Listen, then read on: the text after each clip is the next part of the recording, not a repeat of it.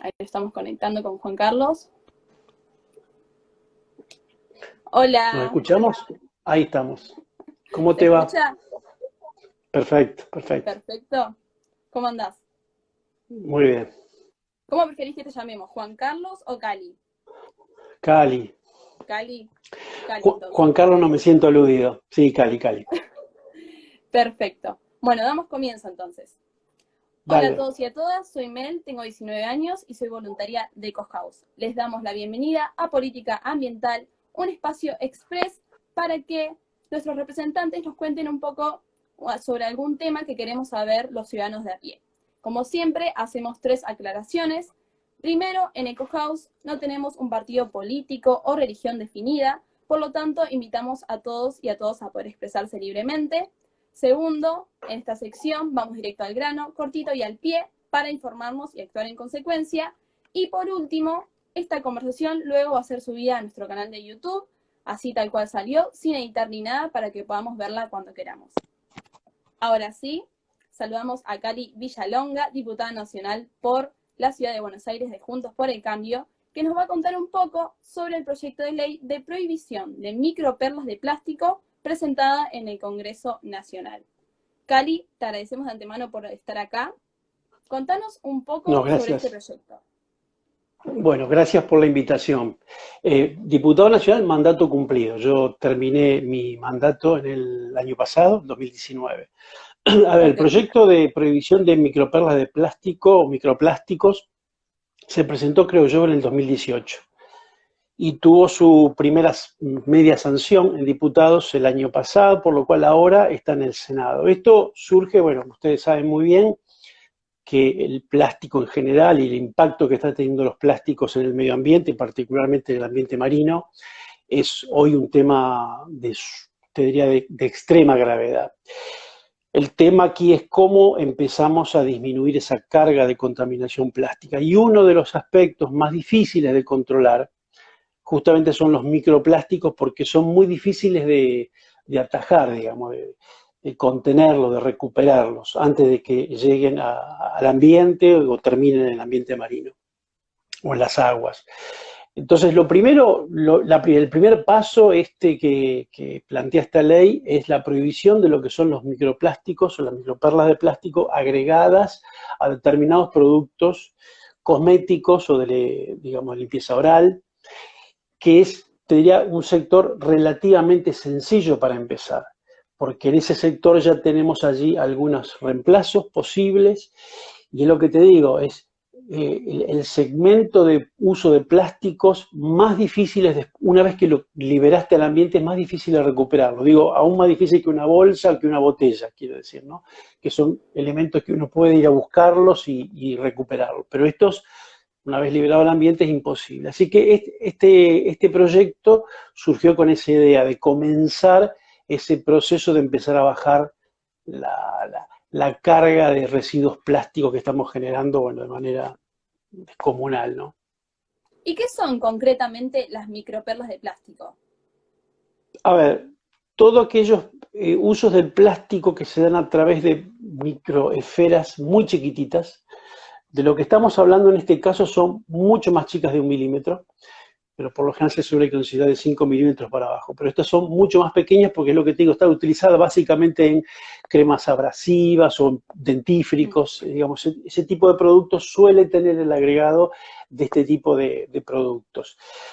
Para esto hay reemplazos orgánicos y hay otro tipo de materiales que se pueden utilizar que no tienen la componente plástica y por lo tanto la contaminación. Y algo interesante porque a veces uno dice la contaminación por estos productos suele verlo en los documentales o en informes internacionales. Bueno, la verdad es que este tipo de contaminación por microplásticos, algo tremendo, pero que hace que es un tema para nosotros de absoluta realidad, es que los análisis de peces en el río Paraná y en el río de la Plata ya han mostrado la presencia de microplástico en esos organismos, con lo cual muestra que esto no es una situación que se da en determinados lugares, sino que ya todo el planeta prácticamente está contaminado por este tipo de plásticos. Por eso es urgente empezar con un proceso de eliminación. Y otra cuestión, microplásticos o Mencionaste, fragmentos, sí. disculpa, No, lo que digo recién decías, que sí, termina. perdón, termino. Creo que hay una parte que es interesante o importante que no debemos perder de vista, es que el gran volumen de microplástico o el universo general de microplástico que solemos hacer referencia, por un lado tiene que ver con esto que estoy diciendo, el agregado de este tipo de microplásticos en algunos productos de limpieza, pero después el desgaste propio de muchos de ropa, neumáticos, etcétera, que tienen agregado de compuestos plásticos, ese desgaste también está generando microplásticos. Y para eso, te diría, es una etapa todavía más compleja, porque hay que buscar reemplazos mucho más importantes, mucho más difíciles para la industria, pero son parte del problema. Los microplásticos agregados, como los que se producen, como es el caso de las bolsas plásticas, esas que se han popularizado en algún momento, que eran los oxodegradables. Bueno, básicamente lo que esas bolsas hacían es que desaparecían a la vista. Las bolsas de supermercado que se decían, bueno, estas se degradan con el ambiente. No, en realidad se van deshilachando y se van pulverizando, y lo que terminan haciendo es contaminando con microplásticos. No es que se biodegradaron, sino que simplemente se dividieron en micropartículas. Así que eso no es una solución. Yendo al proyecto, mencionabas recién dentríficos y cremas. ¿Cuáles son los productos de higiene y cosméticos nombrados puntualmente en el proyecto? No, es genérico porque todo el producto de cosmética está incluido en ese proyecto, en esa prohibición. Para eso se trabajó con las cámaras empresarias, digamos, en consulta de todo el sector, para ver, digamos, qué impacto tenía o qué posibilidades tenían para transformar tanto los productos que se fabrican acá en Argentina como los productos importados. Y productos que tienen que ver con limpieza, tales como dentífricos. Hay un segmento que tiene que venir después como segunda etapa, que son algunos otros productos de limpieza hogareña, que también tienen elementos, como llamarle, abrasivos, compuestos por microperlas de plástico. Pero no hay un segmento particular, sino que es todo lo que es la oferta de productos cosméticos y productos de limpieza personal. Sobre los productos, el proyecto plantea que no podrán proclamar actividad terapéutica alguna. ¿Nos querés explicar qué quiere decir esto? No, a ver, lo que está haciendo referencia son productos que por lo general tienen, como son de uso personal, suelen tener digamos, esas aclaraciones, y por esto, digamos, la participación de un instituto como el ANMAT, que es el que de algún modo dice qué productos sí, qué productos no, que tienen que ver con, que puedan afectar a la salud, y particularmente aquellos que toman contacto con la piel, son productos que tienen que tener debería pasar esa prueba de calidad, ¿no? Y en este sentido, los reemplazos naturales a las microperlas de plástico tienen que cumplir con ese requisito de inocuidad que en este caso el ANMAT nos lo está otorgando. Decías antes que hay alternativas más sostenibles para reemplazar las microperlas. ¿Hay alternativas específicas que conozcas? Bueno, en algunos casos han sido productos que tienen que ver, por ejemplo, orgánicos, como pueden ser desde lo que puede ser derivados del azúcar o derivados de madera, por ejemplo. Es decir, hay diversos tipos de orígenes que uno puede tomar para llegar a ese tipo de partículas sólidas que nos puedan dar el mismo efecto. Es decir, pero productos que al final de su vida útil tienen la capacidad de degradarse. Digamos, liberadas al ambiente, van a tener una degradación natural y no van a persistir y terminar en algún organismo vivo como son los peces. ¿Cuáles van a ser los organismos encargados de la aplicación de la ley? Bueno, lo que te decía, en este caso, el registro, el control de la aplicación de la ley, te diría que por un lado, por la naturaleza de los productos, ANMAT es un organismo, y por supuesto el Ministerio de Salud, y digamos que por el lado de importación de productos, la Secretaría de Comercio. ¿Y de qué forma se haría este control? Bueno, es el mismo control que realizan hoy estos productos. No hay, no hay ningún canal especial de comercialización, solo el mismo tipo de control que hoy recibe una crema cosmética que puede venir importada, que pasa por Secretaría de Comercio, es habilitada por el ANMAT como producto inocuo, digamos, de uso no medicinal, pero sí un producto que se coloca en la piel y por lo tanto tiene que cumplir con esos parámetros, pero que ahora, además de cumplir con otra cantidad de requisitos que ya tiene que cumplir, además tiene que cumplir con que no venga en su composición con microperlas de plástico. Pero son las mismas autoridades de aplicación. O sea, van a ¿Y estar cómo serán? reguladas esas empresas por los mismos. Buenísimo. Sí. ¿Y cómo serán sancionadas las infracciones a la ley? Bueno, también digamos, por la Secretaría de Comercio y el Ministerio de Salud son los que tienen que velar el cumplimiento de la ley. Y ahí aparecen las violaciones típicas a cualquier norma de tipo, bueno, en cuanto a los requisitos que tienen que cumplir en la composición de esos productos. Te diría que pasa a ser lo mismo que si tuviesen algún compuesto tóxico de los tantos que hay hoy prohibidos. Entran en ese menú de alertas de productos que no pueden aparecer en ese tipo de ofertas de productos. Es un compuesto más que está prohibido. Ok. ¿Hubo diálogo con las empresas fabricantes e importadoras de productos con microperlas para realizar este proyecto? Sí, por supuesto. Porque cuando uno tiene que pensar en la prohibición de este tipo de aplicaciones, de los plásticos en general, pero en cualquier otro producto, lo que hay que verificar es la capacidad o con qué tiempos puede darse el reemplazo. Lo que vimos con consulta, como te decía, a través de las cámaras empresarias, es que estábamos muy cerca de lograr, tanto en la producción nacional o producción local, como en aquellos productos que habían importados, en que ese recambio podía hacerse relativamente rápido. Por lo tanto, la ley tiene el efecto de un acelerador en ese proceso. Es decir, a nivel mundial, esa tendencia ya está dada. Digamos, ya hay un reemplazo de las microperlas de plástico por reemplazos naturales, por opciones naturales. Entonces, lo que estamos haciendo en Argentina es acelerar que aquí también se produzca esa, vamos a llamarle, modernización o actualización de estos productos. O sea que tiene el efecto de acelerar un proceso que ya el mercado lo venía asimilando, ¿no? El proyecto plantea un plazo de 2 años desde la publicación de la ley. En caso que sea aprobada, ¿por qué se propuso este tiempo para que la prohibición entre en efecto?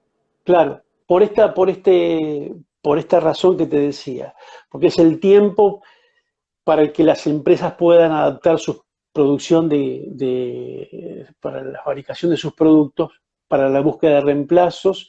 En muchos casos significa buscar proveedores nuevos, en muchos casos significa nuevos proveedores de materiales importados. Bueno, eso uno no puede hacer una ley, digamos, en ninguna de ninguna naturaleza un cambio de un día para el otro. Sí tiene que dar un tiempo prudencial para la transición.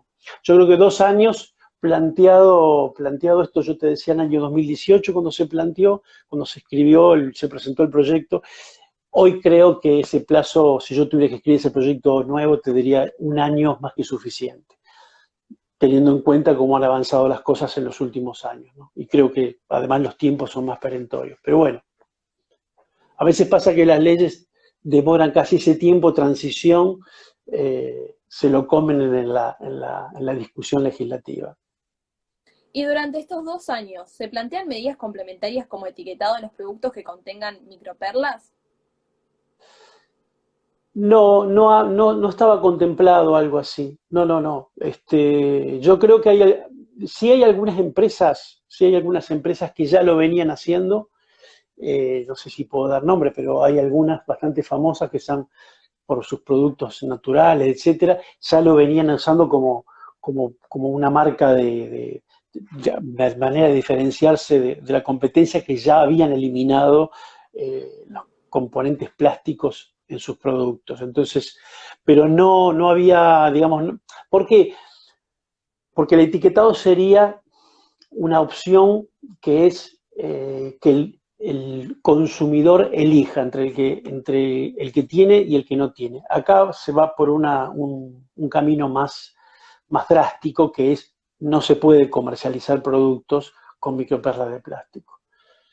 Y acá preguntan en el chat, y también relacionado a lo que decías antes, ¿por qué decidieron no incluir otros productos como la ropa, por ejemplo? Lo que pasa es que allí lo que vos tenés es un proceso de desgaste, digamos, que es más complicado. Vos tenés que buscar el reemplazo en la industria textil. Y claro que hay que hacerlo. Es decir, por eso yo decía muy rápidamente al principio, este es un paso, me atrevería a decir que es un pasito de los muchísimos que hay que dar en este sentido, para ir avanzando en la eliminación de los plásticos en distintos tipos de usos. Y muchos de ellos son los que están generando microplásticos por su propio desgaste o por su propia degradación física en el ambiente. Entonces, como cada uno de estos usos son materiales vírgenes diferentes, usos diferentes, todo un sector industrial diferente, a veces es difícil englobarlos a todos en una misma legislación. Entonces a veces hay que atacar por sector de manera tal de dar los tiempos adecuados y dar los instrumentos adecuados para cada uno de ellos. Creo que la industria textil sí se tiene que producir allí una transformación, pero te diría más, tampoco es simple decir los plásticos, porque hay muy diversos tipos de plástico. Una cosa es el PVC y otra cosa es otro tipo de plástico. Hay algunos que son más complejos de reciclar, más complejos cuando se eliminan en el ambiente, y hay que por ahí priorizar, no sé, de repente el PVC. ¿Sí? Entonces, creo que cada uno de esos usos requiere un tratamiento específico. ¿Por qué? Porque los sectores industriales es diferente al otro, los usos son diferentes, los reemplazos son diferentes, y por eso la legislación tiene que ir haciéndose a medida a cada uno de estos sectores, ¿no? En un proceso que debiéramos estar, yo creo que hacia el año 2025 prácticamente eliminado todo lo que son plásticos de un solo uso. Que a veces uno dice plástico de un solo uso, así en términos genéricos, y como te digo, son muchas aplicaciones distintas y hay que atacarlas sector por sector. Este proyecto ya obtuvo media sanción en Cámara de Diputados. ¿Cómo sigue el trámite legislativo? Bueno, el trámite, como te decía, está en el Senado. Lo primero que hubo que hacer este año fue, que este fue un año muy complejo para el trabajo, para todos, pero en el ámbito legislativo complicado también. Lo primero que hubo que hacer, pues estuvo girado de manera un poco defectuosa, iba a la Comisión de Asuntos Penales, digo, estaba mal referenciado. Eso se corrigió, ahora está en la Comisión de Ambiente, Salud y Comercio, y estas tres comisiones tuvieron un primer encuentro conjunto de asesores, a los cuales hubo una luz verde para el proyecto, así que esperemos que en una próxima reunión conjunta tenga dictamen y pueda ir al recinto y se convierta en ley. Yo creo que por los análisis y por lo que yo escuché, digamos, de parte de algunos senadores, estaría todo en orden como para poder aprobarse. Así que ojalá tengamos en este año ya esa aprobación, y creo yo que para el 2021 podemos tener Argentina libre de este tipo de microplástico. Pero hay que estar pensando ya en el próximo paso. ¿Cuál es la próxima ley para limitar otro segmento más de uso de plásticos que son absolutamente reemplazables e inútiles estar haciendo daño teniendo, insisto, reemplazos naturales? Y para ir cerrando, y por tu experiencia como diputado, ¿crees que este tipo de proyectos están tomando cada vez más relevancia en el Congreso? Bueno, claramente la agenda siempre ha ido creciendo. Hay momentos de mayor aceleración o menor, pero si uno mira la cantidad de proyectos que se generan, por ejemplo, en torno a plásticos, el año pasado hubo muchos proyectos, de todo tipo, buenos, malos, mejores, más abarcativos, más específicos, pero te habla de que la agenda está presente. Uno nunca está conforme, quisiera mucho más, pero creo que eso uno puede ver una línea creciente de proyectos que se van generando. Esto habla de este interés, habla que hay demanda por parte de la sociedad y eso se refleja en la cantidad de proyectos presentados. Digamos, a veces no se refleja en la cantidad de leyes que se terminan aprobando, pero bueno, creo que la cantidad de proyectos es un indicativo del interés. Fíjate que el debate que se ha dado recientemente por el tema humedales, nada que ver, no con directa relación con esto, pero generó, ya creo que estamos cerca de los 10 proyectos diferentes de humedales en el Congreso, lo cual te habla que hace 4 años atrás había 2 proyectos. Digamos, te habla de... No quiere decir que la ley vaya a salir, pero por lo menos hay un clima de que el tema interesa, que me parece interesante, ¿no? Es un buen indicativo. Bueno, Cali, ya estamos sobre la hora. Para quienes recién se suman, estuvimos hablando con Cali Villalonga, diputado nacional, mandato cumplido por la Ciudad de Buenos Aires de Juntos por el Cambio, que nos contó sobre el proyecto de ley de prohibición de microperlas de plástico, que ya tiene estado parlamentario. Todo esto quedará subido a nuestro canal de YouTube, así tal cual salió, para que puedan mirarlo cuando quieran. Y como saben, esta sección es cortita y al pie, así que nos estamos viendo la próxima. Muchas gracias, Cali, por estar acá. Les No, mandamos gracias un a usted por abrazo la grande. invitación. Muchas Hasta gracias a luego. ustedes. Adiós.